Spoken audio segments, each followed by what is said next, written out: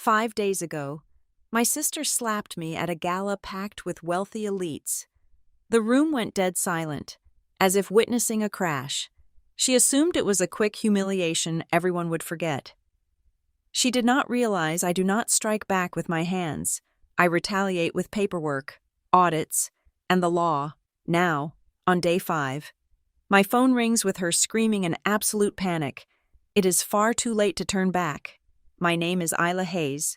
At 37 years old, I am a senior financial risk management executive at Northline Fiduciary Group. In my professional life, I routinely dismantle corporate disasters, untangling liabilities and stabilizing portfolios worth hundreds of millions of dollars. I am calibrated for high-pressure environments. I am trained to remain entirely stoic when the numbers plummet and the boardroom descends into chaos. Yet, for all my expertise in mitigating catastrophic loss, I had no contingency plan for being violently struck across the face by my own flesh and blood in a room full of Seattle's wealthiest elites. The evening began exactly as these exhausting family obligations always did. We were at a lavish charity gala held at a pristine harborfront venue. The sprawling ballroom was a sea of bespoke tuxedos, glittering diamonds, and calculated smiles, corporate sponsors, local media anchors, and influential philanthropists mingled under towering crystal chandeliers, while the gentle sway of the docked yachts provided a picturesque backdrop beyond the floor-to-ceiling windows. I was not there to socialize. I was there because our mother, Diane Hayes, sat as an honorary member on the foundation's board, and she expected her family to serve as the perfect supporting cast. Naturally, I was relegated to the shadows, managing the chaotic backstage logistics and ensuring the silent auction ran smoothly. Meanwhile, my younger sister, Brielle Hayes, treated the philanthropic event as her personal runway. Brielle had deliberately chosen a breathtaking, floor-length white couture gown for the occasion. It was an absurdly ostentatious choice for a charity dinner, designed explicitly to capture the spotlight and ensure every camera lens gravitated toward her. She thrived on that attention, feeding on the compliments of the 200 guests while I quietly directed caterers and smoothed over scheduling hiccups. The incident occurred just past 9 o'clock. I had stepped out from the staging area to deliver a revised bidding sheet to the auctioneer. The ballroom was lively, filled with the hum of sophisticated networking and a smooth jazz quartet playing in the corner. As I navigated the narrow space between the VIP tables, a heavily intoxicated real estate developer stumbled backward. He lost his footing, colliding violently into my shoulder. The impact threw me off balance, sending me crashing directly into Brielle, who had been posing for a photographer nearby. I could not catch myself in time. The fluted glass of vintage champagne in my hand tipped, splashing a bright golden arc of alcohol directly across the pristine white silk of Brielle's expensive gown. For a fraction of a second, time seemed to freeze. I opened my mouth to apologize, to explain that the man behind me had shoved me. But Brielle did not ask what happened. She did not look at the swaying drunk man stumbling away. She only looked at the stain on her dress, then at me, her eyes flashing with a familiar, terrifying rage. Without a single word of warning, she raised her hand and struck me. The slap was vicious. The sharp, explosive crack of her palm hitting my cheek echoed like a gunshot over the gentle jazz music. The force of it snapped my head to the side, leaving a burning, stinging heat radiating across my skin. Instantly, the entire room went dead silent. The jazz quartet faltered and stopped playing. Dozens of conversations died in the throats of the city's most powerful people. Forks hovered over porcelain plates. Every single eye in our vicinity locked onto us. "You always ruin everything," Brielle shrieked, her voice tearing through the suffocating silence. Her face was contorted in fury, tears of pure entitlement welling in her eyes as she frantically clawed at the ruined fabric of her dress. "You are completely jealous of me. You did this on purpose, you miserable wretch." She was screaming, painting herself as the tragic victim of my supposed malice. Even though at least 20 people had clearly seen the drunk guest push me, it did not matter to her. The truth had never mattered to Brielle when a dramatic narrative was available. before I could even process the throbbing pain in my jaw. Our mother materialized from the crowd. Diane Hayes rushed forward, panic etched into her perfectly lifted features, but her panic was not for me. She did not look at the red welt rapidly swelling on my face. She did not ask if I was hurt. She dropped to her knees beside Brielle, desperately dabbing at the soaked silk with a linen napkin. "Oh, my poor darling," Diane cooed, completely ignoring the fact that her youngest daughter had just assaulted her oldest. Then, my mother snapped her head up and glared at me with absolute disgust. "Isla, look at what you have done. Apologize to your sister right this instant. You are making an absolute scene in front of the board." I stood frozen, the stinging in my cheek matched only by the suffocating tightness in my chest. I looked past my mother and sister, searching the crowd for our father. Graham Hayes was standing just 10 feet away, holding a scotch on the rocks. He saw the entire exchange. He saw the slap, but his posture remained entirely rigid. His face was a mask of cold, calculated preservation. He made a deliberate choice in that exact second to protect the golden child and preserve his own public dignity rather than defend me. His eyes met mine, chilling and dismissive, silently ordering me to leave and stop embarrassing them. They expected me to break. They expected me to cry, to apologize, to fall into the same submissive role I had played for nearly 4 decades. I did none of those things. I did not utter a single word of defense. I did not shed a single tear. I simply straightened my posture, smoothed the front of my understated black suit, and turned on my heel. The sea of shocked guests parted for me as I walked toward the exit. The silence was heavy, but the clarity in my mind was absolute. As I stepped out into the crisp Seattle night air, leaving the harbor venue behind, the emotional devastation began to recede, instantly replaced by the cold, calculating instincts of a financial risk manager. My family had always relied on me to fix their messes, taking my money and my silence for granted. They thought they had just slapped a dutiful, obedient daughter. They were completely unaware that they had just struck the sole architect of their fragile financial survival. As the valet brought my car around, the scattered, chaotic pieces of my family's hidden financial history began snapping together in my mind, forming a very clear, very dangerous picture. The drive across the floating bridge back to my apartment in Bellevue was supposed to be my escape route, but the rhythmic, hypnotic hum of the tires against the dark asphalt served only to sharpen my focus. The physical sting on my left cheek was already fading into a dull, pulsing throb. Yet it had triggered a mechanism deep within my mind that could not be turned off. I was not speeding away into the night to hide from my humiliation. I was not going home to cry into a glass of wine or draft a furious, emotionally unhinged message to my parents. I was driving away to calculate the exact cost of their betrayal. For 8 long, exhausting years, I had served as the invisible, unappreciated load-bearing pillar of the Hayes family. It all started when our father made a catastrophic, arrogant miscalculation in a massive commercial real estate venture.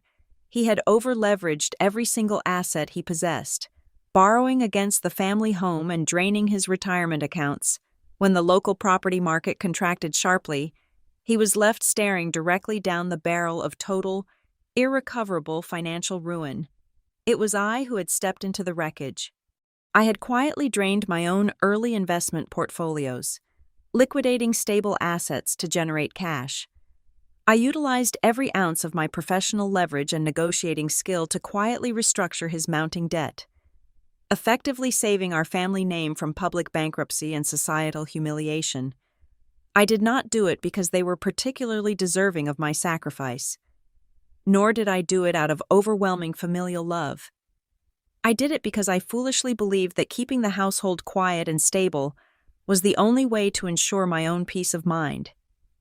That exact same misguided sense of duty was how I ended up bankrolling my younger sister. When Brielle decided she wanted to play the role of a glamorous chief executive officer, she came to me with tears in her eyes, Presenting a half-baked vision board filled with magazine clippings of wedding dresses, I single-handedly funded the launch of Lace and Ember Bridal from the ground up. I provided the initial seed capital, secured the vital vendor lines of credit, and meticulously structured the foundational operating agreements. However, I was a seasoned risk manager, not a benevolent fairy godmother. My capital came with strict, non-negotiable legal conditions.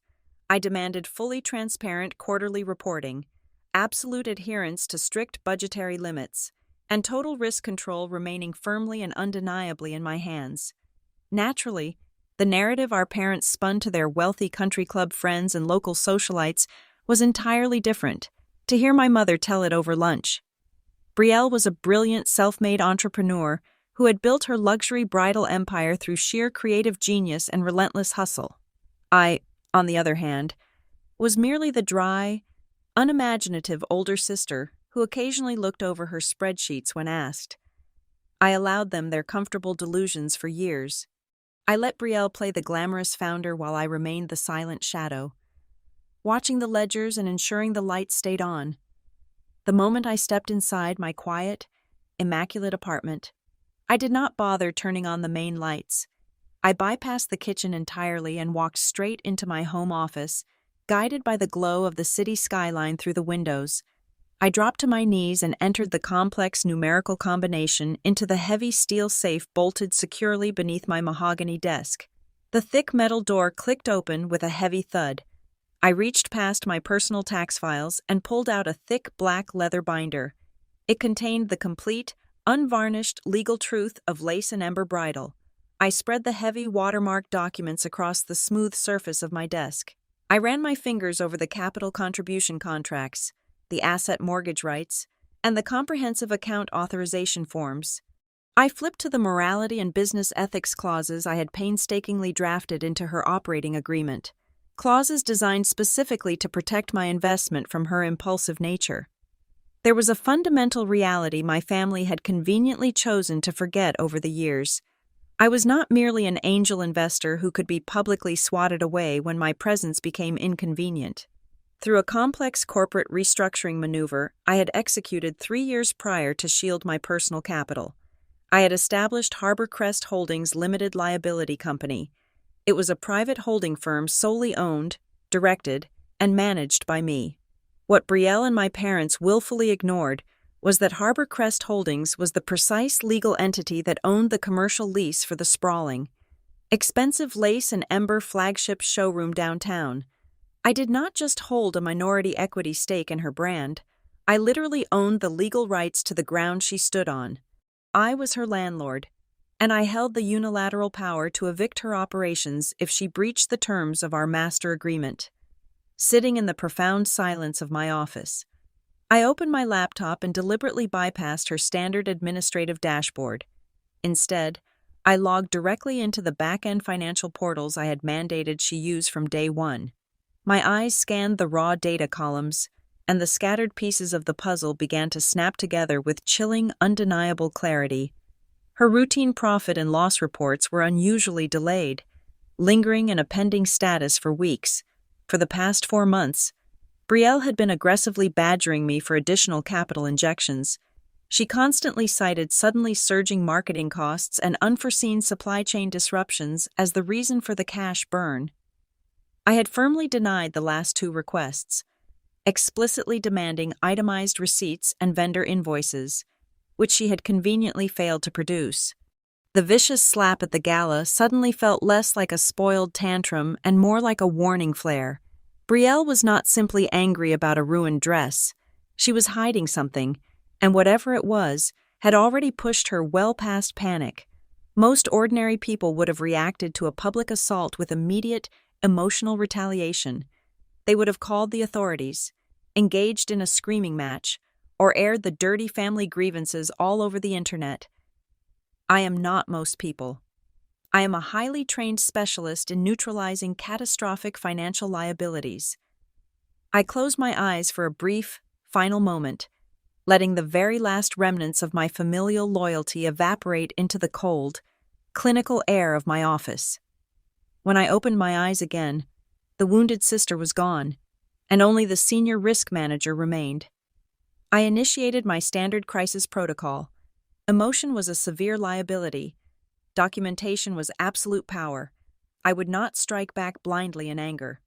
Instead, I would first lock down the perimeter, preserve every single shred of digital and financial evidence, and build an impenetrable fortress of undeniable proof.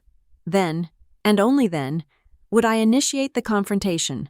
The board was already set, and my sister had absolutely no idea that she was stepping into a trap she had built herself. At exactly 7 a.m, the emotional numbness had fully crystallized into operational efficiency. I picked up my phone and dialed the direct line of my private attorney. Nolan Pike. Nolan is not a family lawyer.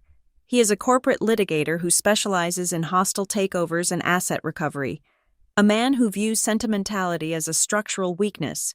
When he answered, I bypassed any standard morning greetings.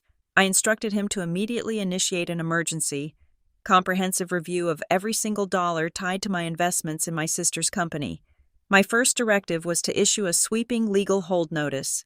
This was not a polite request for information. It was a binding, aggressive legal mandate served to the company's registered agent, demanding the absolute preservation of all corporate records. I mandated that every email server, text message log, electronic invoice, and accounting software backup related to the business be frozen intact. Anyone caught deleting a single file after receiving that notice would be committing spoliation of evidence, a severe legal offense. I wanted a digital net thrown over the entire operation before anyone could hit the delete key. Next, I opened my secure credential portal. 2 years prior, in a rare moment of seeking efficiency over security, I had granted her internal accounting department restricted access to a digital scan of my signature. It was intended strictly for expediting routine vendor approvals without requiring my physical presence. With 3 keystrokes, I permanently revoked that administrative privilege. The authorization was instantly voided.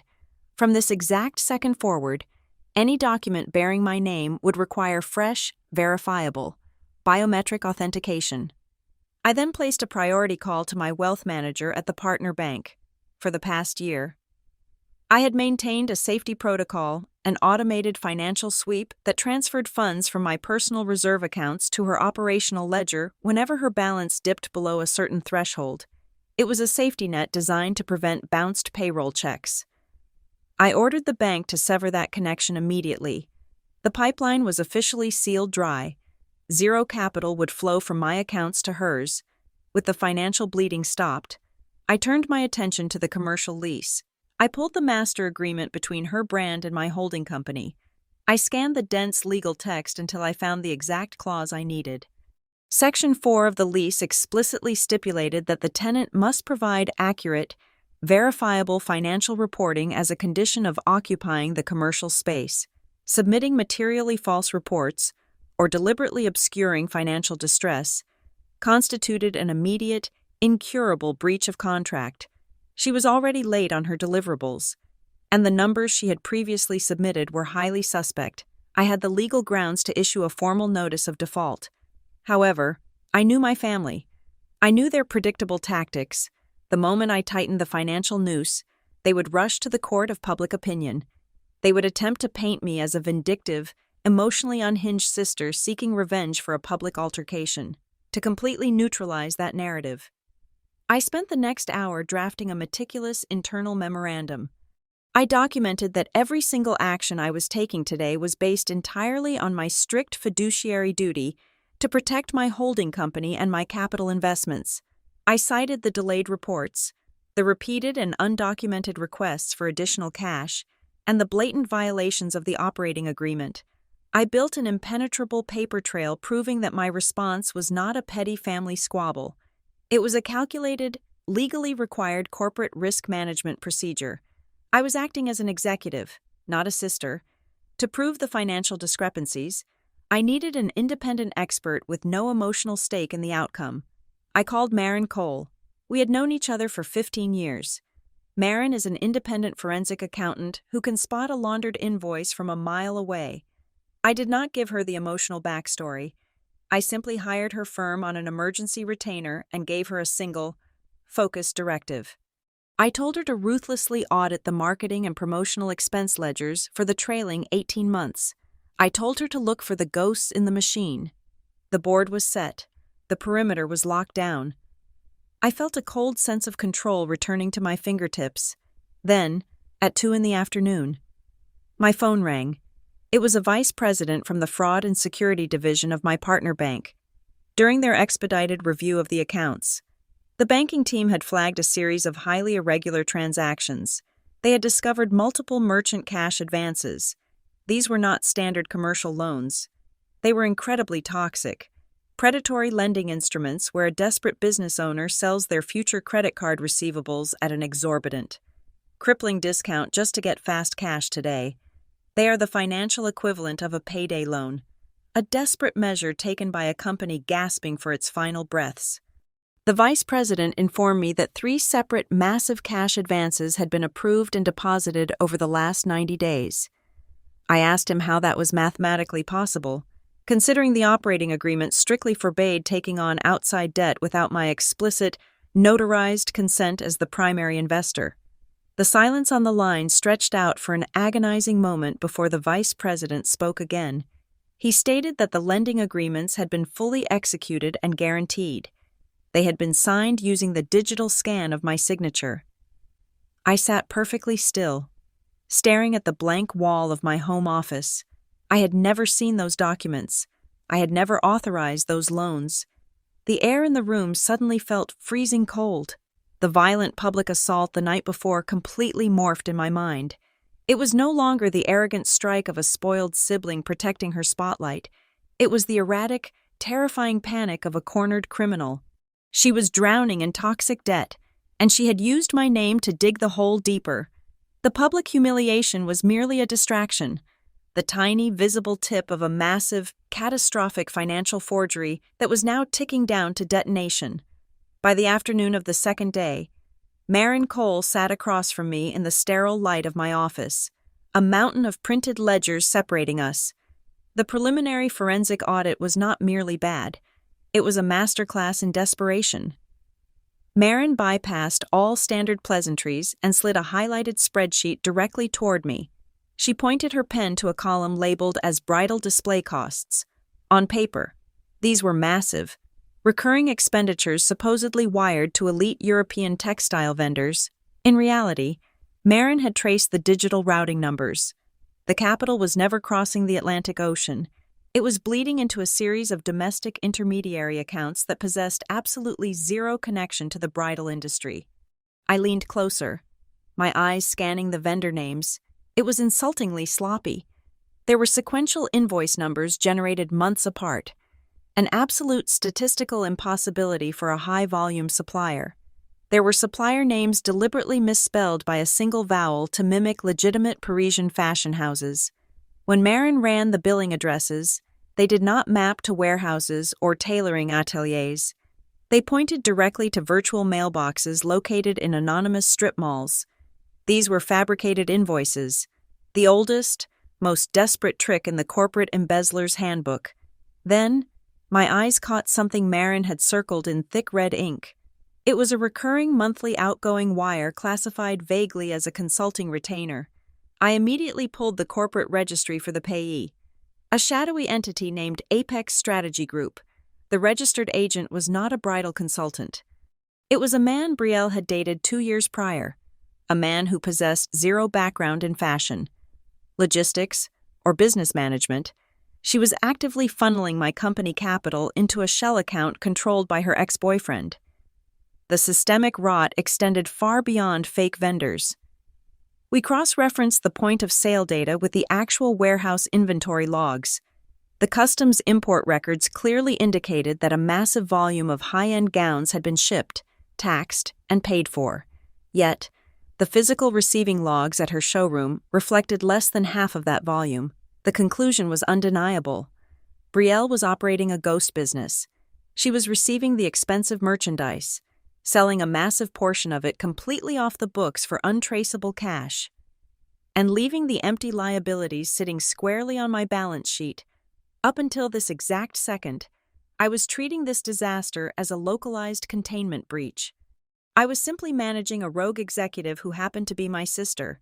Then, Marin slid a single, highly distinct bank routing trace across the mahogany desk. This document felt physically different. The origin of the funds was not a commercial bank loan or a vendor credit line. The origin account belonged to the Harbor Charity Foundation. The transaction was categorized internally as a temporary logistics advance for the gala event. The financial trail showed the capital bouncing out from the charity trust, washing quickly through a temporary holding account, and depositing directly into the Lace and Ember Operational Fund to quietly cover a glaring payroll deficit. I stared intently at the authorization signature block. My vision tunneled, the edges of the room blurring into insignificance. The signature did not belong to Brielle. It belonged to Diane Hayes. A profound, suffocating weight settled heavily into my chest, a pain infinitely sharper and vastly more destructive than the physical strike I had endured at the gala. My own mother had deliberately abused her fiduciary power on the charity board to illegally divert nonprofit funds, all to keep her golden child afloat. This single piece of paper completely shattered my entire understanding of our family dynamic. My mother was not simply playing emotional favorites or turning a blind, loving eye to a spoiled daughter. She was an active, willing accomplice in corporate embezzlement and wire fraud. She had compromised a charitable trust to protect Brielle's manufactured image, all while entirely expecting me to eventually foot the bill and clean up the wreckage.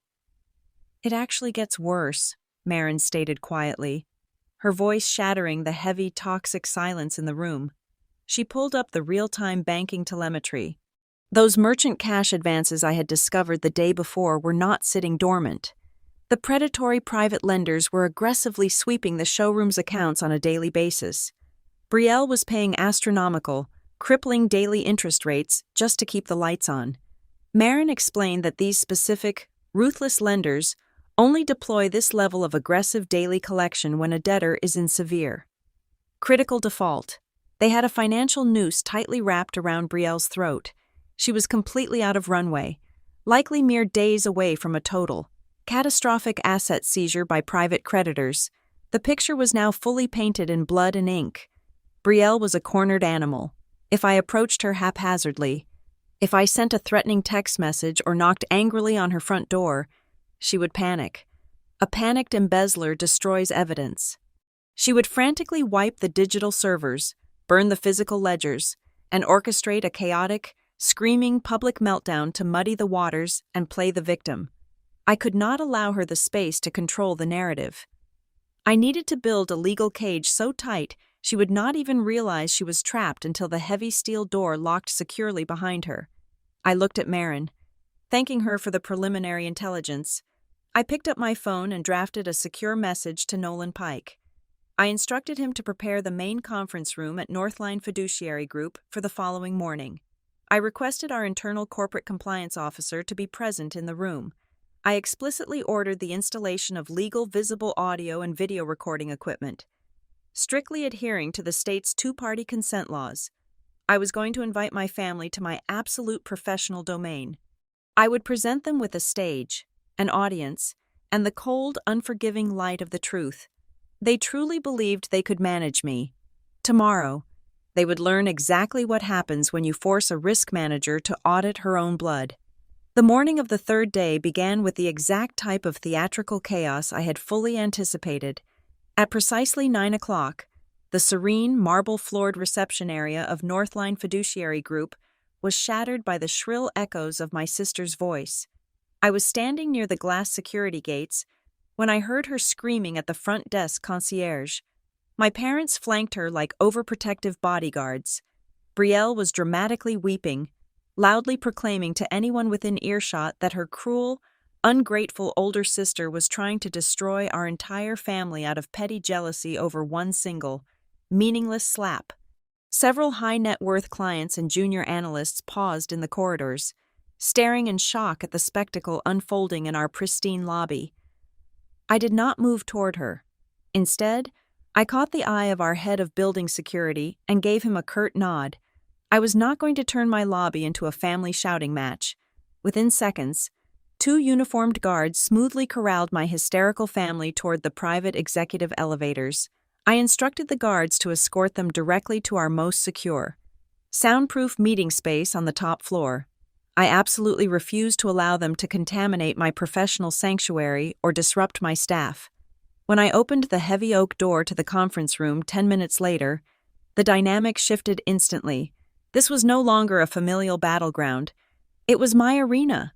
Sitting on one side of the expansive mahogany table was my attorney, Nolan Pike, looking as rigid and unforgiving as a stone statue. Next to him sat our internal corporate compliance director, a silent witness holding a yellow legal pad. In the very center of the table, a professional audio recording device sat illuminated with a solid red light before anyone could utter a word. I formally announced that per state law, this entire conversation was being recorded for legal and compliance purposes. My mother opened her mouth in outrage, ready to protest the formality, but Brielle slammed her hands flat against the polished wood. "Turn the money back on right now, Isla," Brielle demanded, her voice trembling with a toxic mixture of fury and absolute panic. Her designer makeup was slightly smudged, her expensive tweed jacket wrinkled from distress. "You have absolutely no right to freeze my accounts. I have massive vendor payments due before the weekend. You are literally ruining my life because you cannot handle being embarrassed at a party." I did not raise my voice in response. I simply picked up a sleek black remote from the table and pressed a single button. The motorized shades on the floor-to-ceiling windows descended, plunging the room into shadow. A massive projection screen dropped silently from the ceiling. With another click, I illuminated the wall with a high-definition image of Marin Cole's forensic audit findings. "I froze the accounts because you are committing massive, systemic fraud," I stated calmly, letting the accusation hang in the chilled air. I advanced the slides one by one. I projected the fabricated invoices from the fake European vendors, placing the misspelled company names and empty virtual mailbox addresses side by side for everyone to read. I pulled up the merchant cash advance contracts, highlighting the exorbitant daily interest rates and the predatory terms. Then, I magnified the digital scan of my signature that had been illegally pasted onto the bottom of those loan guarantees. My father, Graham, had entered the room with a look of severe annoyance, fully prepared to scold me for causing a fuss. Now, as he stared at the undeniable proof of forged financial instruments, the color completely drained from his face. He was a seasoned businessman. He understood exactly what those documents meant. The arrogant, dismissive patriarch was suddenly replaced by a man realizing he was sitting in a room with multiple felonies. He realized this was infinitely larger than a family quarrel. I clicked to the final slide.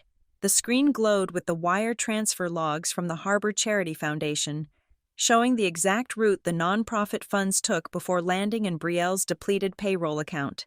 I zoomed in on the authorization signature block. Diane Hayes gasped sharply, her hand flying up to cover her mouth.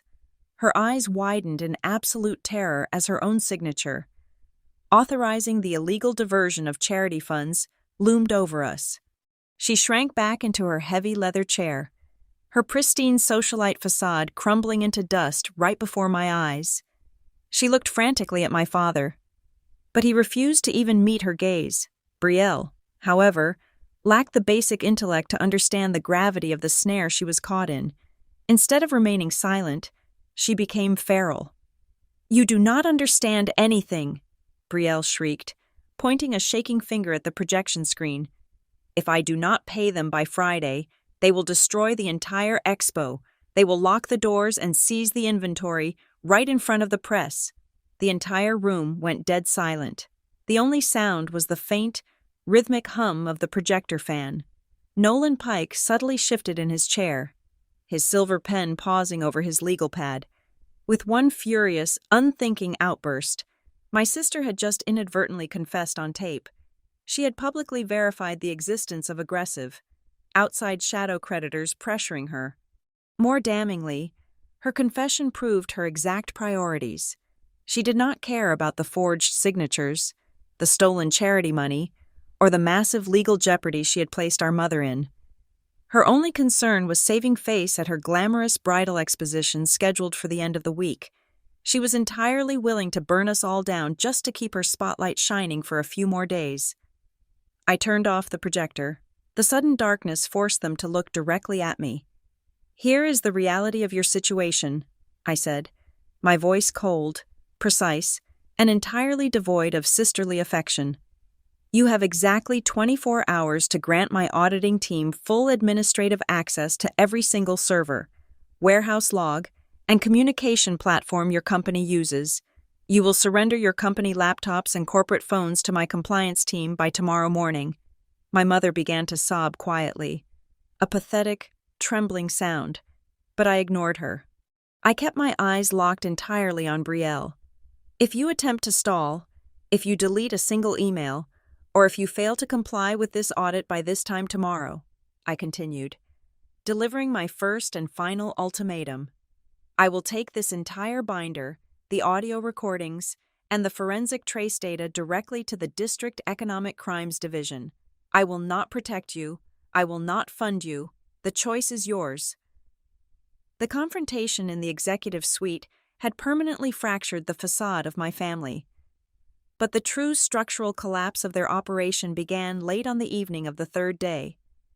I remained at my desk long after the rest of the floor had emptied, the city lights of Bellevue reflecting off the glass walls of my office. I was no longer merely reviewing spreadsheets. I was actively hunting for the bottom of a seemingly endless abyss. I received an encrypted data dump directly from the warehouse management system, a back-end portal Brielle had entirely forgotten I could access. I spent 3 hours cross-referencing the shipping manifests against the physical intake logs, and a glaring, massive anomaly emerged regarding the bespoke, premium-tier bridal gowns. These were not off-the-rack garments. These were imported, custom-designed dresses commanding tens of thousands of dollars apiece. According to the international shipping manifests, dozens of these high-value items had successfully cleared customs and arrived at the port over the past 6 months. However, they had never once been logged into the main showroom's inventory system. They simply vanished into thin air the very moment they touched domestic soil. My private cell phone vibrated sharply at 8 o'clock that night. The caller identification displayed an unrecognized local number. When I answered, the voice on the other end was quiet and laced with unmistakable terror. It belonged to a former inventory manager who had abruptly submitted her resignation 2 months prior. She told me she could no longer stomach the crushing anxiety of waiting for the authorities to knock on her door. In a trembling voice, she confessed that Brielle had explicitly and repeatedly ordered her to artificially inflate the physical stock numbers on the digital ledgers right before my mandatory quarterly financial reviews. Brielle had threatened to destroy her professional reputation in the local retail industry if she refused to manipulate the counts, armed with the former manager's testimony. I overlaid the missing inventory data with the predatory merchant cash advance contracts we had uncovered the previous day. A horrifying, multi-layered financial scheme materialized on my monitor. Brielle was not merely siphoning operational cash. She was utilizing the exact same physical inventory, and even the future customer deposit contracts, as collateral to secure emergency loans from 2 completely separate private financial entities simultaneously. She was engaging in aggressive, fraudulent cross-collateralization. She had effectively pledged the exact same dollar multiple times to different lenders. It was a catastrophic house of cards. If even one of those shadow lenders initiated a routine audit and realized the underlying collateral was either missing or already legally claimed by another institution, it would trigger an immediate, cascading chain default that would obliterate the company overnight. Just before midnight, the silence of my apartment was broken by another phone call. This time, the screen displayed my father's name. I let it ring 3 times before finally answering, foolishly bracing myself for a frantic apology or a desperate plea for mercy on behalf of our mother. I received absolutely nothing of the sort. Graham Hayes spoke in a hushed, conspiratorial tone, ensuring he was entirely out of earshot from his panicked wife and daughter. He did not ask how my face felt. He did not ask how I was holding up emotionally. He simply asked if there was any possible way we could make this whole thing go away quietly, He wanted to know exactly how much capital it would take to sweep the forged documents under the rug and keep the family name entirely out of the local business journals. A suffocating, freezing realization washed over me, chilling me to the bone. My father had known. He might not have been privy to the exact logistical mechanics of the charity fund diversion, but he absolutely knew the catastrophic depths of Brielle's short-term debt.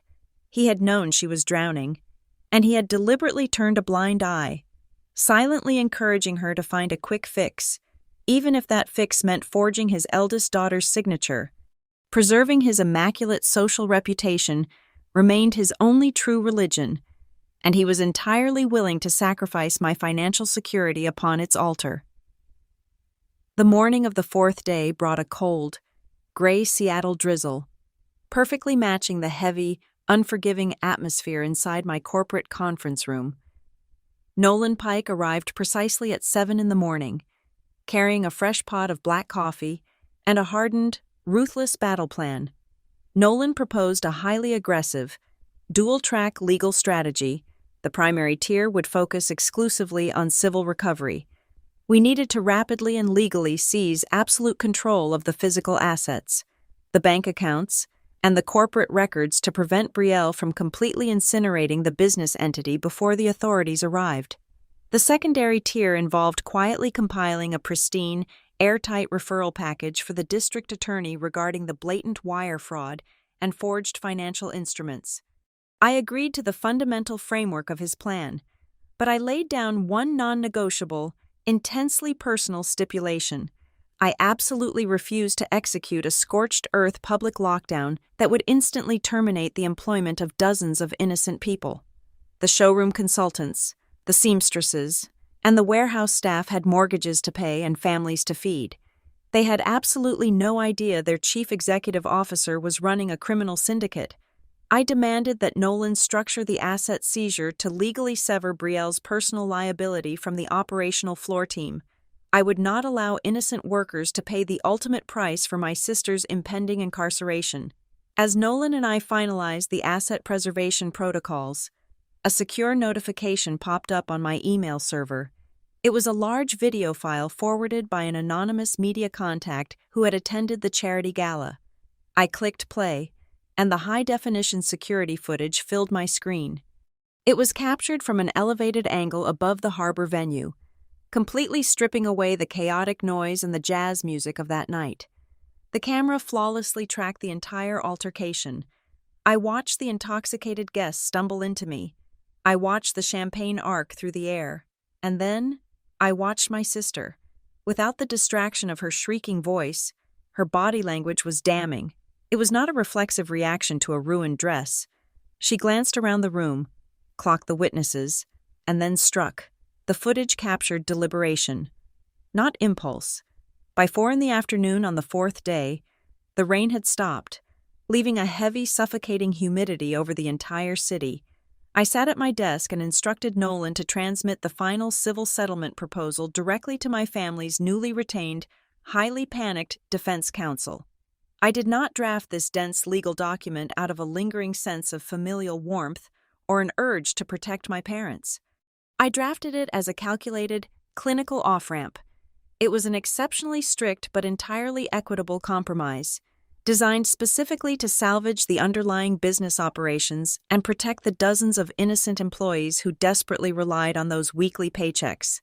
The stipulations I laid out were absolute and non-negotiable. First, Brielle was required to immediately step down from her position as Chief Executive Officer. She had to surrender all corporate hardware, relinquish every administrative password to my compliance team, and sign a legally binding promissory note formally acknowledging the exact magnitude of her stolen debt. Finally, she had to agree to a heavily monitored, multi-year restitution schedule to repay the diverted funds. The requirements for my parents were equally unforgiving. Diane was given exactly 24 hours to tender a quiet, irrevocable resignation from the Charity Foundation's board of directors. Furthermore, she had to surrender her entire personal email archive to our forensic accounting team to help us patch the massive financial hole she had willingly blown through the nonprofit's treasury. For Graham, I demanded a sworn, notarized affidavit. He was required to document every single historical instance where he had leveraged his paternal authority to pressure me into quietly liquidating my own assets to cover their reckless liabilities. I needed his complicity permanently captured in ink. If they signed the documents and complied fully, I agreed to temporarily freeze the criminal referral to the district attorney. It was a brief, highly conditional window of amnesty. It would allow them to walk away with a tiny shred of public dignity and prevent a chaotic, highly publicized police raid from traumatizing the warehouse staff and showroom consultants. Their response arrived less than 1 hour later, not through their attorney, but via an unhinged, multi-party phone call that I forced Nolan to monitor and record. Brielle was absolutely incandescent with rage. She screamed through the speakerphone that I was actively trying to sabotage her entire career at the absolute worst possible moment. The Northwest Bridal Expo, the largest and most lucrative industry event of the entire year, was scheduled to open its doors the very next morning. She aggressively accused me of timing my corporate audit specifically to ruin her grand showcase, entirely ignoring the glaring fact that her own fraudulent cash advances and missing inventory had triggered this crisis. Instead of acting like a responsible adult and advising her daughter to accept the legal lifeline, my mother chimed in, her voice dripping with disappointed condescension. Diane accused me of being needlessly rigid and cruel. She complained bitterly that forcing her off the charity board would cause a catastrophic social embarrassment among her wealthy country club peers. My mother was staring directly down the barrel of a federal wire fraud indictment, yet she was genuinely more concerned about missing the annual spring luncheon. She still believed this was merely an ugly dispute over family pride, utterly incapable of comprehending that the federal penal code does not care about our social status or our last name. I terminated the call without offering a single word of rebuttal. The ultimate betrayal materialized exactly 2 hours later. My corporate public relations monitor flagged a rapidly trending post on a highly popular Seattle business and society forum. It was published by an anonymous user, but the vicious, hyper-specific vocabulary belonged unmistakably to my sister. The lengthy post painted a tragic, entirely fabricated narrative of a brilliant, hard-working young designer whose jealous, corporate raider older sister was utilizing complex legal loopholes to orchestrate a hostile takeover of her beloved boutique. It was a blatant, pathetic attempt to weaponize public sympathy and poison my professional reputation before the expo began. I felt absolutely no anger reading the slanderous paragraphs on my monitor. Anger requires surprise, and Brielle was agonizingly predictable. I ignored the bait. Rather than sparring in the comments, I instructed my legal team to release a single, painfully dry press bulletin to the local media outlets. The statement simply noted that Northline Fiduciary Group was currently conducting an independent financial audit of the bridal brand due to internal compliance irregularities, and we would provide absolutely no further comment on active, pending investigations. It was a corporate checkmate. The dry, legalistic truth instantly neutralized her dramatic fiction. As the sun dipped below the Seattle skyline, casting long, dark shadows across my office floor, a profound sense of finality settled over me. I had unlocked the door and shown my family the only safe way out of their burning building. Instead of walking through it, they had chosen to douse the remaining bridge in gasoline and light a match. Brielle had categorically rejected her final opportunity for salvation. The massive bridal expo tomorrow morning was no longer a glamorous showcase of her talent. It was a ticking time bomb, and there was absolutely nothing left to stop the detonation. The morning of the 5th day dawned with brilliant, unseasonably clear blue skies over the city. It was the opening day of the Northwest Bridal Expo, the absolute crown jewel of the local wedding industry. From my quiet, elevated office miles away, I knew exactly how the massive convention center floor looked. I knew Brielle had arrived early, flanked by her exhausted staff, wrapped in a perfectly tailored pastel blazer. She would be smiling her brightest, most practiced smile, completely ignoring the legal avalanche suspended directly above her head. Her strategy was transparently desperate. She intended to aggressively secure massive cash deposits from hundreds of newly engaged brides, hoping to funnel that fresh capital straight into her gaping financial wounds. I never went to the convention center. I did not need a public spectacle to dismantle her world. I sat at my desk with my attorney, Nolan Pike, and began severing her lifelines one by one. At exactly 9 a.m, the expo doors opened to the public.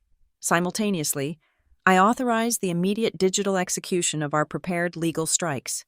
The formal notice of commercial lease violation was electronically served to her corporate inbox and physically taped to the locked glass doors of her flagship showroom downtown. A sweeping data preservation order locked down her entire cloud storage network. With a few keystrokes, I permanently revoked her administrative privileges to every single investor-owned software platform, effectively blinding her operational dashboard.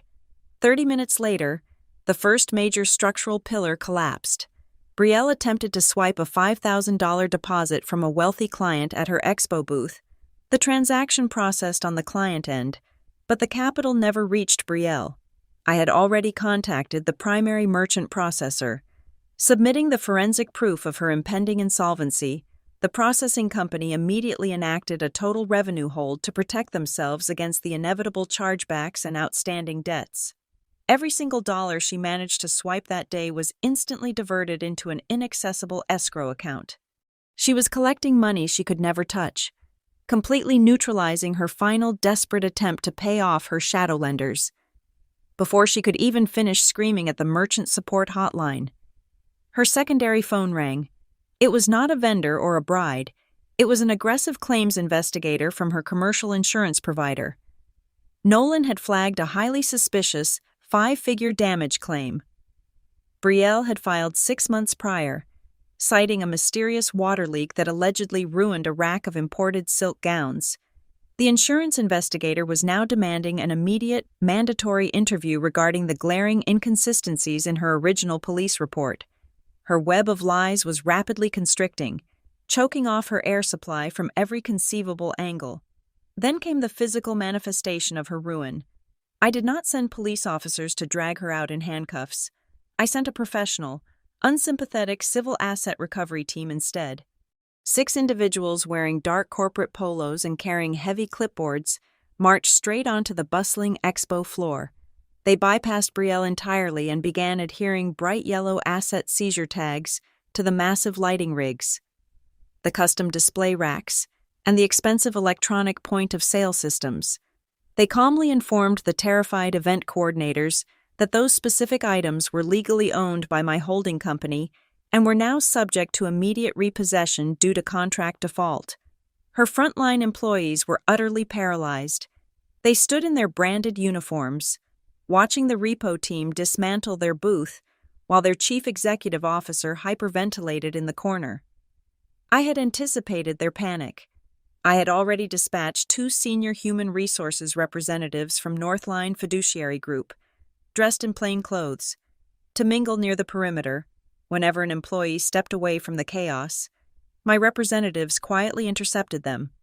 They handed over discreet envelopes containing legal assurances that any staff member who cooperated with the ongoing financial audit and distanced themselves from Brielle would receive immediate severance support and direct placement assistance with legitimate retail firms. I was actively evacuating the innocent crew before the ship finally sank into the abyss. The ultimate, earth-shattering twist occurred just past 11 a.m.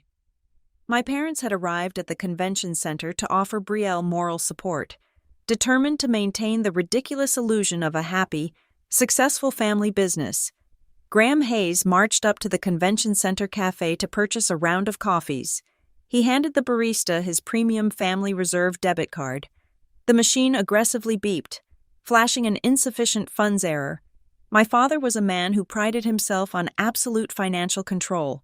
He immediately opened his mobile banking application, fully expecting a minor security hold. Instead, he stared at a balance of absolute zero. The night before, while I was drafting her settlement agreement, Brielle had bypassed her frozen corporate accounts. She had utilized an old, emergency authorization code our father had given her years ago. She completely drained the last $50,000 of our parents' private emergency fund to pay the daily interest on her predatory loans. When Graham furiously confronted her in the middle of the crowded expo aisle, Brielle hysterically tried to blame me. She shrieked that Isla had locked everything, forcing her hand. For the very first time in my entire life, my father did not instinctively side with the golden child. The public humiliation he feared most was happening right in front of him.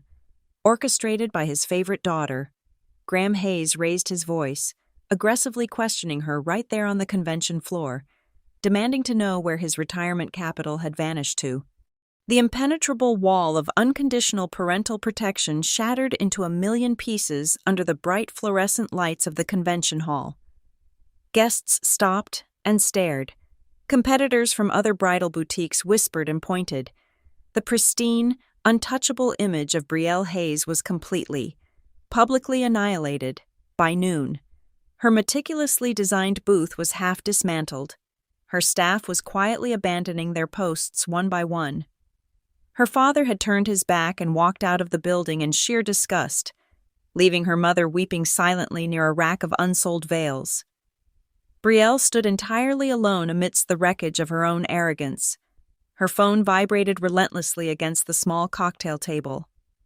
It was a chaotic, unending symphony of incoming calls from furious loan sharks, panicked clients demanding refunds, confused warehouse managers, and her own frantic defense attorneys. She stared at the glowing screen, her hands shaking so violently she could barely hold a pen. Yet, despite the relentless ringing, her eyes remained wide with absolute, suffocating terror. She knew the entire system had crashed, but the one phone call she feared above all others, the final blow she knew was coming, had not yet arrived. By 1 o'clock in the afternoon, the blinding speed of truth finally overtook my sister's exhausting marathon of lies. The initial fallout at the convention center was merely the appetizer. The main course was served quietly, decisively, and with the full weight of the County Economic Crimes Division. Nolan Pike had transmitted a comprehensive, heavily redacted summary file to the district attorney's office that morning. It was just enough to trigger an immediate preliminary inquiry, prompting 2 plainclothes investigators and an extremely pale representative from the Harbor Charity Foundation to begin officially collecting documents. Back at the convention center, Brielle realized the walls were closing in faster than she could breathe.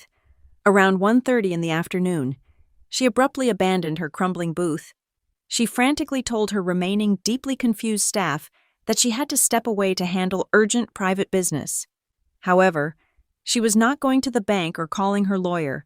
She was making a desperate, panicked sprint to a discreet, climate-controlled storage facility located 20 miles outside the city limits. This was her shadow warehouse, the off-the-books location Marin Cole had flagged in the forensic sweep, where Brielle hid the unrecorded, premium inventory and her secondary ledger books. Unfortunately for her, she was not the only one heading there, based on the digital breadcrumbs we had legally obtained and shared. The county investigators had secured a rapid preservation order for that exact address. They intercepted her right as she fumbled with the heavy steel padlock on the unit door, when the authorities finally rolled up the metal door. The scope of her depravity was laid bare under the harsh fluorescent lights of the storage unit. The space was packed with dozens of undeclared custom gowns. But that was not the twist that shattered our family forever. Tucked away in the back corner were heavy, locked display cases containing diamond necklaces, vintage tiaras, and antique silver centerpieces. These were items my sister had recorded in her ledgers as high-end props rented for the charity gala. They were not rentals. They were physical assets belonging exclusively to the Charity Foundation's archival vault. When the foundation representative confirmed the serial numbers on the jewelry, the investigator immediately called my mother into a separate room back at their downtown precinct for preliminary questioning. Diane Hayes was presented with the itemized list of the recovered physical assets, the blood entirely drained from her pristine face. Up until this exact moment, my mother had operated under the incredibly naive delusion that Brielle was merely juggling temporary cash flows, borrowing a few invisible digits on a screen that would eventually be replaced. Seeing the physical stolen charity diamonds meticulously hidden in her daughter's secret storage unit broke her. she finally realized the staggering federal magnitude of the crimes she had passively enabled. In an adjacent interrogation room, my father's carefully constructed armor was being systematically dismantled. An investigator slid a printed copy of an email chain from 8 months ago across the metal table. It was a communication between Graham and Brielle, explicitly discussing the delay in vendor payments. In the second paragraph, Brielle casually mentioned using the digital scan of my signature to expedite a contract, and my father replied with a brief, dismissive acknowledgement telling her to just get it done quickly. Cornered by his own digital footprint, Graham was forced to admit that he had known about the forgery for the better part of a year. He had deliberately turned a blind eye to a felony to avoid a messy confrontation. Panic is a highly effective solvent for familial loyalty. Desperate to protect his own lucrative consulting career and avoid accessory charges, Graham immediately began downplaying his involvement, insisting that his wife, Diane, handled all the charity logistics and was much closer to Brielle's daily operations. When the investigators pressed Diane on the same discrepancies, she hysterically contradicted him, screaming that Graham was the one who managed the family money and he had ordered her to approve the temporary charity advance to protect their social standing. Within 45 minutes, my parents had completely turned on each other. The united, impenetrable front of the Hayes family imploded right in front of the authorities, entirely destroying any remaining credibility they possessed. Through it all, I maintained my strategy. I never went to the precinct to gloat, and I refused every hallway shouting match. I said nothing in retaliation. I sat in my office at Northline Fiduciary Group with a cup of chamomile tea, letting every piece of communication flow through legal transcripts, sworn affidavits, and forensic ledgers. I let the absolute, terrifying power of the paper trail do the speaking for me. When Brielle finally realized that her parents had completely abandoned her to save their own skin, her survival instinct mutated into pure, venomous projection. Standing in the parking lot of the storage facility, with investigators logging her stolen inventory, she began screaming to anyone who would listen. She loudly proclaimed that I was the true mastermind, claiming I had deliberately starved her of capital and backed her into an impossible corner simply to execute a hostile takeover and steal her brand. It was a pathetic, transparent lie, the final dying breath of her fabricated reality. The afternoon shadows grew longer across the city. The final sequence was perfectly in motion. 2 miles away from the disastrous expo, parked directly along the curb outside Brielle's luxurious flagship downtown showroom, sat 3 heavy commercial trucks belonging to the civil sealing and inventory team. They were holding official court orders, waiting for my exact signal to drill the locks, chain the glass doors, and officially shutter the business forever. The board was completely cleared. The king and queen were captured. Then, shattering the quiet focus of my office, my personal cell phone began to vibrate against the mahogany conference table. The screen lit up with Brielle's name. Nolan Pike sat across from me. Posture rigid, pen perfectly still. I stared at the glowing display for 1 measured second, then reached out and pressed the speakerphone button. Instantly, the quiet, air-conditioned calm of my office was obliterated by a deafening wall of pure, hysterical screaming. "You have to stop them right now!" Brielle shrieked, her voice cracking wildly, entirely stripped of its usual polished arrogance. She was hyperventilating, alternating between vicious profanities and pathetic, sobbing gasps. Through the audio feed, I could hear the chaotic background noise of her carefully constructed world completely disintegrating. She screamed that the civil asset recovery team was chaining the heavy glass doors of her flagship showroom. The inventory teams were boxing up her remaining stock right in the very middle of the expo day. Her elite clients were furiously demanding their massive cash deposits back and storming out of the convention center. Her entire staff had turned their backs and walked off the floor, leaving her entirely alone in the wreckage. "I am completely done for," she wailed, the sheer panic vibrating through the speaker. "Everything is being taken away from me. Call them off. Isla, call your lawyers and make them stop this right this second." I did not match her volume. I did not argue, And I did not gloat. I leaned forward and let my voice drop into a dead, freezing calm. Are you asking me to save you, Brielle? Or are you asking me to cover up your multiple felonies for the very first time in my entire 37 years of existence? My sister was rendered entirely speechless.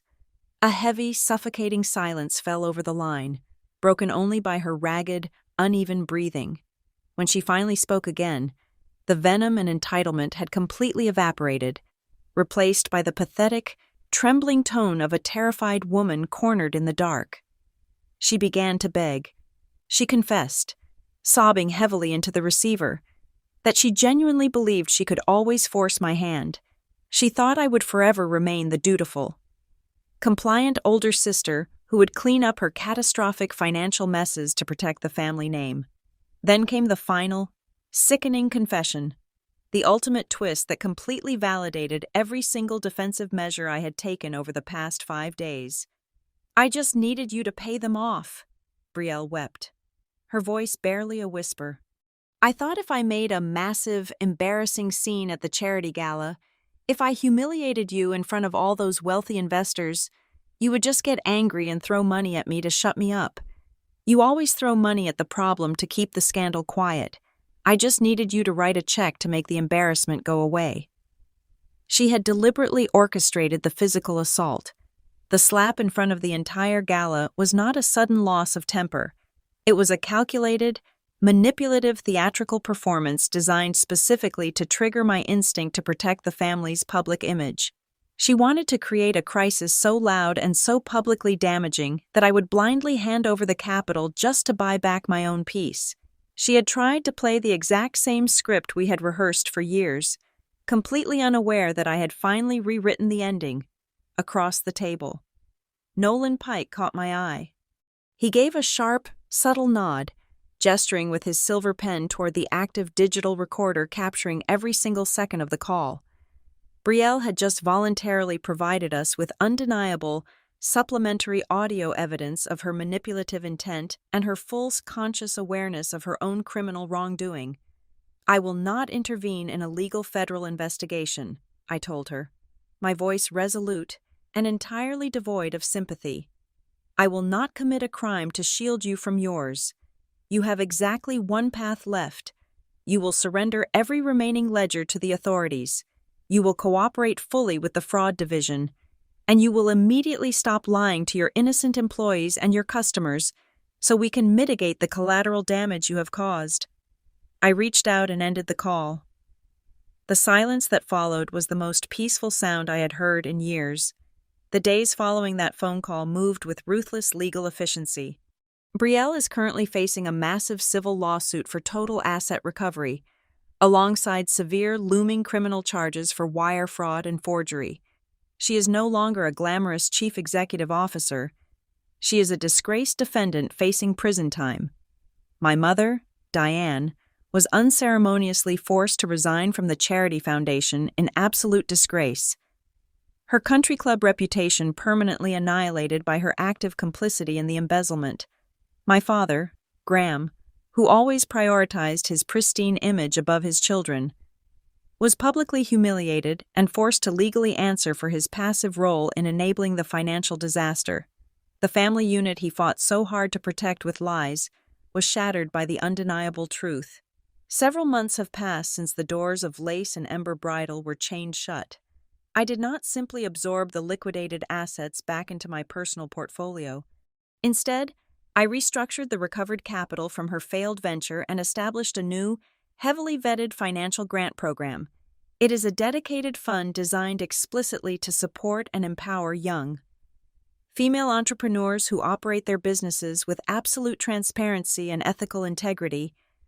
I no longer maintain the peace by throwing money into the dark. I maintain my boundaries through the law, and I maintain my self-respect by refusing to be a victim. I finally learned the most valuable lesson of my life: sharing a bloodline with someone is not a lifetime license for them to abuse your kindness. Thank you so much for listening to my story. Please let me know in the comments where you are listening from so we can interact and share our thoughts. Do not forget to subscribe to the Lily Revenge Stories channel like this video, and support the channel by liking this video and turning on notifications so this story can reach more people.